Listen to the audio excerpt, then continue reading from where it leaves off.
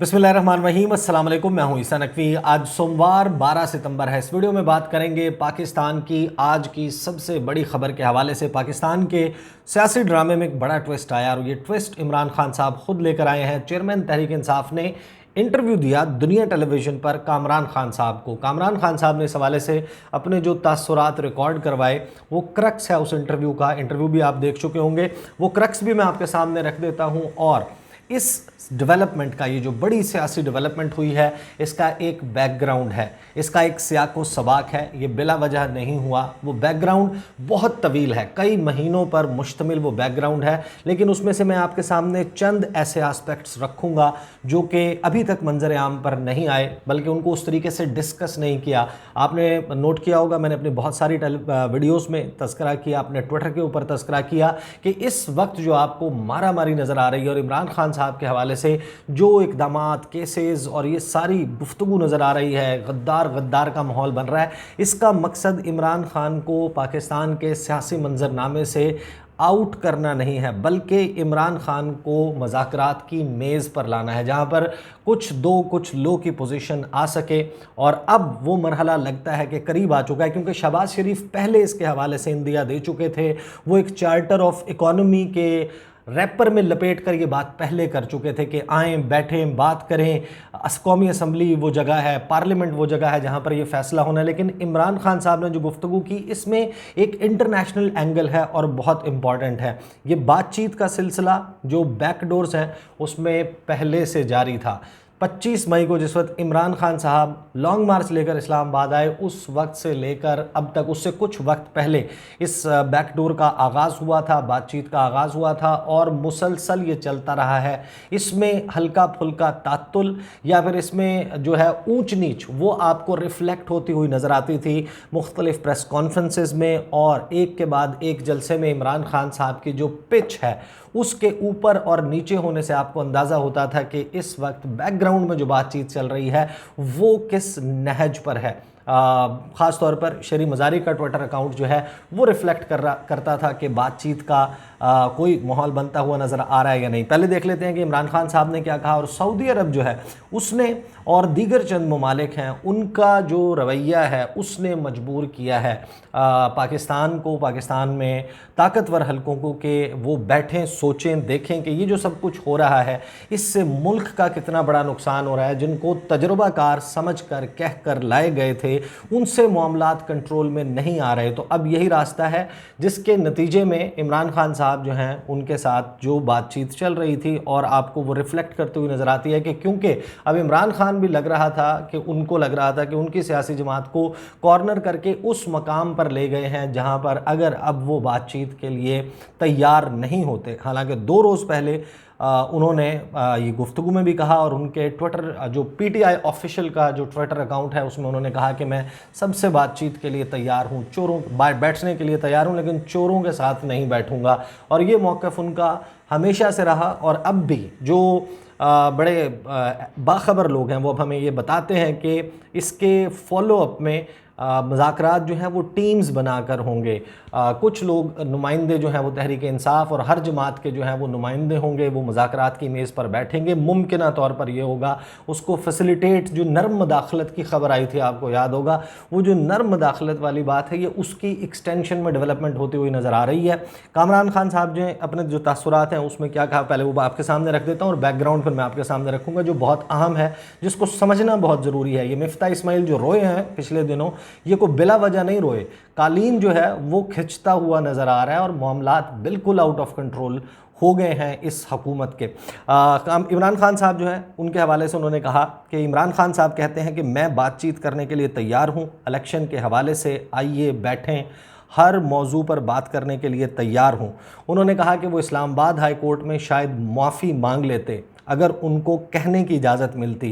फिर कामरान खान कहते हैं कि मेरा अपना तासुर यह है कि जब भी अगली इस सिलसिले में समाअत शुरू होगी तो इमरान खान इस हवाले से शायद मुआफ़ी भी मांग लें। अमेरिका के साथ ताल्लुकात के हवाले से उनकी अमरीकी हुकाम के साथ, अमरीकी बासर लोगों के साथ गुफ्तगू के बारे में कामरान खान साहब ने इमरान खान साहब से पूछा तो उन्होंने बहुत ज़ोर देकर कहा कि वो एंटी अमरीका नहीं है। फिर सबसे अहम बात, उन्होंने कहा कि नवंबर के आखिर में chief of army staff general Qamar Javed Bajwa की रिटायरमेंट है, उसके हवाले से जो इमरान खान साहब का एक ऐसा बयान आया था जिस पर एक तनाज़ा शुरू हुआ था।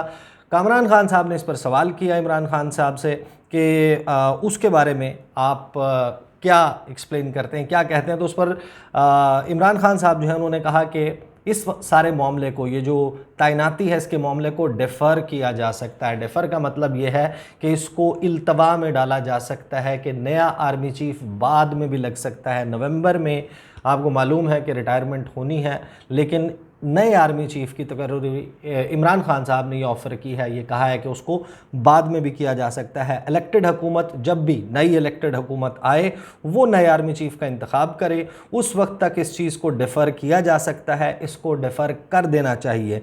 तो फिर ये तमाम बातें कामरान खान साहब कहते हैं कि मिलाकर बड़ी एक उम्दा बात की है, एक फ़ॉर्मूले की बात की है इमरान खान साहब ने इस मुल्क को दलदल से निकालने के लिए। अच्छा, अब याद कीजिए, चंद रोज़ पहले भी कामरान खान साहब ने इंटरव्यू किया था इमरान खान साहब का। उस इंटरव्यू को कामरान खान साहब ने खुद ही बताया कि चलने की इजाज़त नहीं दी गई। फिर उन्होंने सेंसरशिप की बात भी की। आपने ये भी देखा कि इमरान खान साहब जो है उनकी लाइव जो टेलीथॉन है सैलाब ज़दगान के लिए फ़ंड इकट्ठा करने के लिए, उसको भी नहीं चलने दिया गया।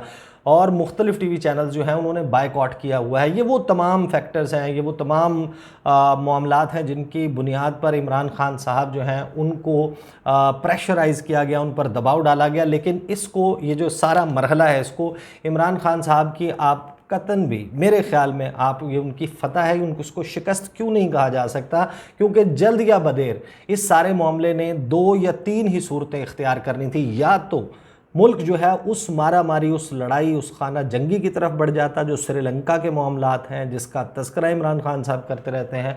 दूसरा तरीका ये था कि इसके लिए ज़ाहिर है कि आपने जब वे आउट निकालना है तो आपने बैठकर बात करनी है कि आइंदा इंतखाबात जो हैं उसमें इलेक्शन कमिश्नर कौन होगा, कौन कंडक्ट करवाएगा, क्या SOPs होंगे, सियासी जमातें उन इंतखाबात के नताइज को कबूल करने ना करने के हवाले से अपनी कमिटमेंट्स देंगी, क्या EVMs इस्तेमाल होंगी, क्या ओवरसीज़ पाकिस्तान इसका वोट जो है उनको डालने की इजाज़त होगी या नहीं होगी। ये वो सारे रूल्स ऑफ द गेम हैं जिनको सेट करना था। दूसरी तरफ जो set of demands Muslim League Nawaz का है वो ये कि लेवल प्लेइंग फील्ड रखी जाए। जिस तरह इमरान खान आज़ादाना अपनी जमात की सरबराही करते हुए जलसे जुलूस कर रहे हैं, इलेक्शन कैंपेन कर रहे हैं, तो नवाज़ शरीफ को वापस आके इस किस्म का प्लेटफॉर्म जो है और इस किस्म की सहूलत मुहैया की जाए कि वो पाकिस्तान में रहते हुए अपनी क्योंकि वो पोस्टर बॉय हैं मुस्लिम लीग नवाज़ के, तो वो लीड कर सकें अपनी जमात को। बहरहाल इन चीज़ों ने अभी तय होना है मुज़ाकरात की मेज़ पर। जब भी ये मामला आएगा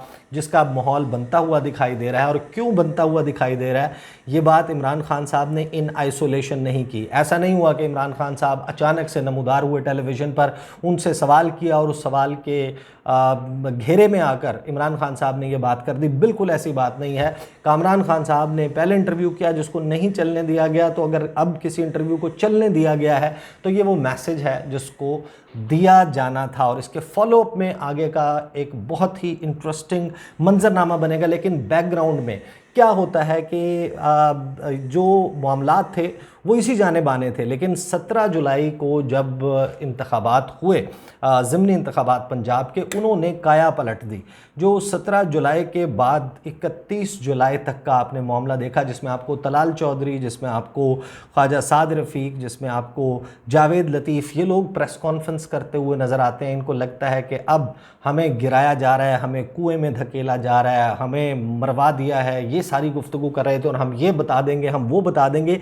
ये जो धमकियां चल रही थी, उसके बाद अगस्त के महीने में सारा मंजरनामा आपने तब्दील होता देखा। इमरान खान साहब की जमात के ऊपर कड़ा वक्त आना शुरू हो गया, उनके लोगों को गिरफ्तार किया जाने लग गया, उनके हवाले से जो केसेस हैं वो बड़ी शद्दोमत से 2 अगस्त या 3 अगस्त को इलेक्शन कमीशन से मामला आ गया था। लेकिन इस दौरान जब ये तय हो गया था कि नहीं जनाब, अब इमरान खान जो है he is no more, he is going to be history, वो अब तारीख़ का हिस्सा बन जाएंगे। लेकिन इस सारे मामले में ये जो सैलाब का मामला है और उस पर पूरी दुनिया का मौजूदा हुकूमत के हवाले से जो आपने रिएक्शन देखा, जिस तरीके से वो बिल्कुल फोर्थ कमिंग नज़र नहीं आते, ये वो मामला है जिससे इनसिक्योरिटी और इंस्टेबिलिटी बढ़ी है, जिसके बाद दोबारा से इस सारे मामले को, मेरे ख़्याल में, ये मेरा गैस है लेकिन जो इन्फॉर्मेशन है वो मैं आपके सामने रख देता हूँ, वो ये है कि जनाब सऊदी अरेबिया ये बड़ा एक लाव लश्कर लेकर, जब आपको याद है कि ये हुकूमत बनी और हुकूमत बनने के बाद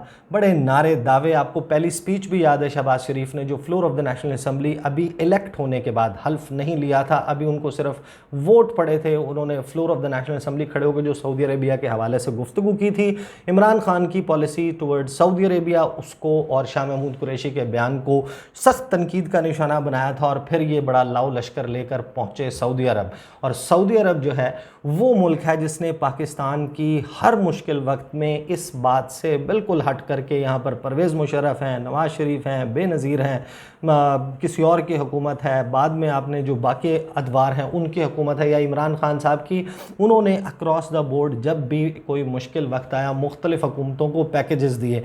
ये जब गए थे इनको नज़र आ रहा था कि आपका मुल्क और ये जो इकॉनमी है ये डूबने वाली है, क्रैश करने वाली है। वहाँ पर कुछ खबरें प्लांट की गई। क्या आपको याद होगा, 8 अरब डॉलर्स का पैकेज मिल गया है पाकिस्तान को।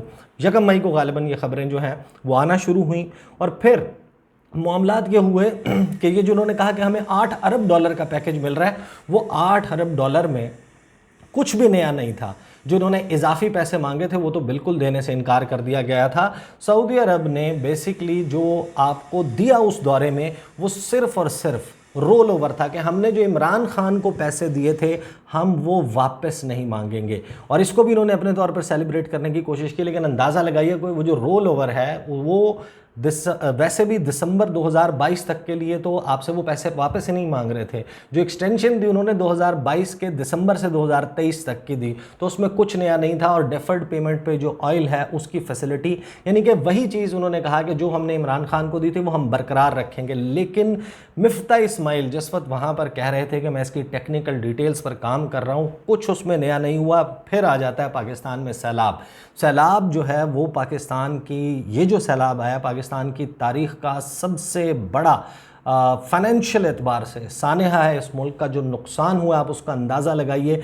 जितनी बड़ी तबाही इसने मचाई है कि अक़वाम मुत्तहिदा के सेक्रेटरी जनरल 30 अरब डॉलर का तखमीना और एस्टीमेट्स खुद प्रोनाउंस करके गए। उनको जाहिर है कि जो यूएन के जितने झैली इदारे हैं उन्होंने ये ब्रीफिंग दी थी। उससे पहले जो गवर्नमेंट ऑफ पाकिस्तान ने असेसमेंट रिवाइज़ करके दी थी वो 18 अरब डॉलर से ज़ायद थी, और उससे पहले जब इनिशियल एस्टीमेट्स आए थे वो 10 से 12 अरब डॉलर के आ रहे थे, जिसमें एक यूएस एड का एस्टीमेट था और दीगर एस्टीमेट्स थे। इतना बड़ा डिज़ास्टर। तो अब जो पैसे आपने इंश्योर कर लिए थे बड़े मिन्नतों तरलों के बाद IMF से लिए, और ये नारे लगाए कि अब चीज़ें स्टेबलाइज हो जाएंगी, डॉलर नीचे आ जाएगा, मामला थोड़े से ठीक हो जाएंगे, महंगाई कंट्रोल होगी, आप अंदाज़ा लगाइए कि डॉलर ने फिर परवाज़ करनी शुरू की और रुपया जो है वो आपको नीचे जाता हुआ दिखाई दिया। और इसमें जो डिसाइसिव फैक्टर है वो आपको क्या नज़र आता है? वो नज़र ये आता है कि जिस वक्त ये सैलाब आ जाता है, एक तो 160 अरब डॉलर में, वो सारा बता चुका हूँ कि 2005 में आपको कितने लॉसेस थे और आपको कितने कमिटमेंट हुई। आपके लॉसेस थे 3.2 बिलियन डॉलर्स। आपको इंटरनेशनल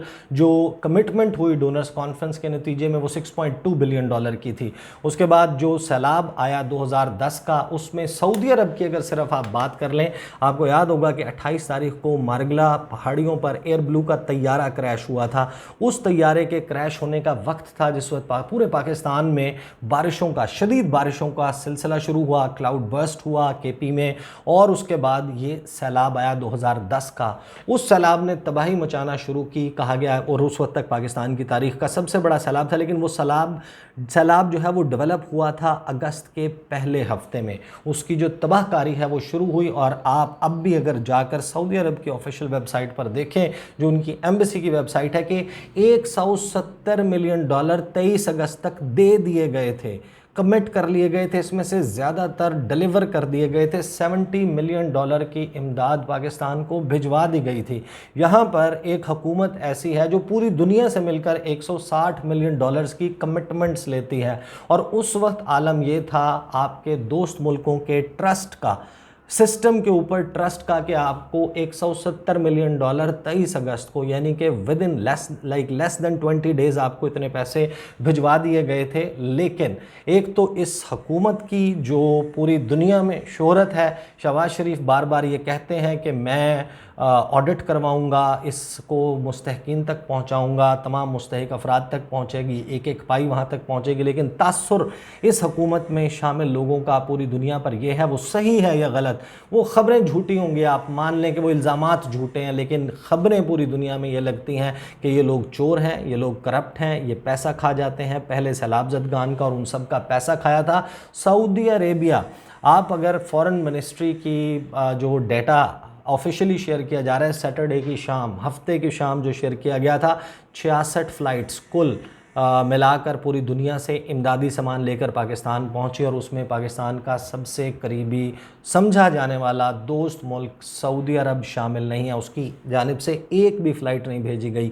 30 से ज़ायद मुत्तहिदा अरब अमारात से आई हैं, लेकिन सऊदी अरब किस बात पर नाराज़ है कि आप ख़बरें प्लांट करवाते हैं, आप इस किस्म की चीज़ें जो हैं वो मीडिया में दे देते हैं, अपनी हुकूमत की पब्लिक रिलेशनिंग और अपने इमेज बूस्टिंग के चक्कर में ऐसी बात कोई कमिट नहीं हुई होती, और फिर अगर वो डिलीवर ना हो तो जाहिर है कि लोग सऊदी अरब की दोस्ती के ऊपर शक करेंगे। तो उन्होंने बाकायदा इसमें झंझोड़ा है, झटका दिया है इस एक हुकूमत को कि आप इस किस्म के काम करते हैं, बचगाना $8 अरब की आप जाकर आवाज़ें लगा रहे हैं, आप ख़बरें चला रहे हैं, ऐसा जब कुछ कमिट नहीं हुआ तो फिर आपको सऊदी अरब ने इसमें अब जाकर पहली 2 फ़्लाइट्स अगले 1 या 2 दिन में पाकिस्तान वो भिजवाएंगे, और पैसे कोई कमिट नहीं किए गए। G2G जिसको कहते हैं, गवर्नमेंट टू गवर्नमेंट, कोई मुआहदा नहीं हुआ, पैसे वहाँ से नहीं आ रहे, और पाकिस्तान की तारीख़ के एक बड़े सानहे के ऊपर वो आपको हेल्प नहीं कर रहे हैं। सिमिलर रिस्पॉन्स आपको पूरी दुनिया से नज़र आता है। यही वजह है कि सबको ये अंदाज़ा हो रहा है कि जब तक पाकिस्तान में पॉलिटिकल स्टेबिलिटी नहीं होगी, पूरी दुनिया में कोई आपको ट्रस्ट करने के लिए तैयार नहीं है। और ये जो IMF के को थोड़े बहुत पैसे और रोल ओवर होने के बाद आए भी हैं, वो सब भाप बनकर उड़ जाएंगे अगर पाकिस्तान में सियासी इस्तेहकाम नहीं होगा। बहरहाल एक अच्छी खबर भी है आज पाकिस्तान के लिए कि ये जो तनाव का माहौल था, जो टेम्परेचर था बहुत ज़्यादा हुआ था, वो अब नीचे जाता हुआ दिखाई देगा, और एक विन विन सिचुएशन आखिरकार मुज़ाकरात की मेज़ पर बन सकती है सबके लिए। और फाइनल जो फ़तह और शिकस्त है, एक तो तासुर आपको स्टेबल पे मुज़ाकरात पे क्या गिव एंड टेक होता है उससे पता चलेगा, लेकिन असल मामला तो है इंतखाबात का, कि जब आप इसके नतीजे में इंतखाबात की तरफ जाएंगे तो बैलेट के ज़रिए पाकिस्तान के अवाम किसको मुंतखब करते हैं, वो हतमी शिकस्त और फ़तह का इस एपिसोड की तयन करेगा। These are the details. ये मामला क्योंकि अनफोल्ड हो रहा है और इसकी बहुत सारी जेहतें हैं, मज़ीद बहुत सारी चीज़ें हैं जो ज़ाहिर है कि चल रही हैं, लेकिन ये वो एंगल था जिसके ऊपर मेरा ख्याल है कि बहुत ज़्यादा लोगों ने बात नहीं की, तो I wanted to share this with you. अगली वीडियो में आपके साथ मुलाकात होगी, मुझे इजाज़त दीजिए, अल्लाह हाफ़िज़।